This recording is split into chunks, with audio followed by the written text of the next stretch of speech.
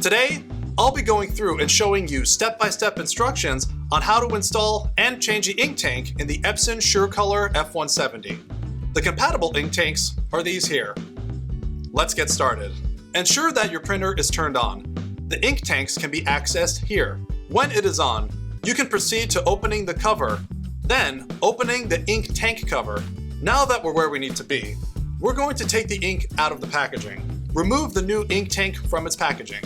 For this printer, your black tank will be on the left side, followed by cyan, then magenta, and lastly, the yellow ink tank will be on the right.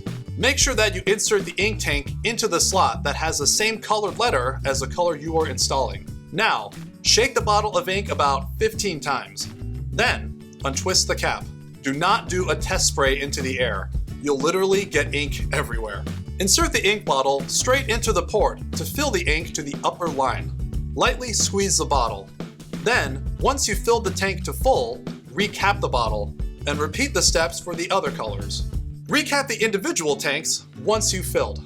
After you refill all the tanks that need filling, close the ink tank cover. If turned on, the printer should automatically start recognizing the ink level being refilled and process them to begin the printing process. All done, now you're ready to print.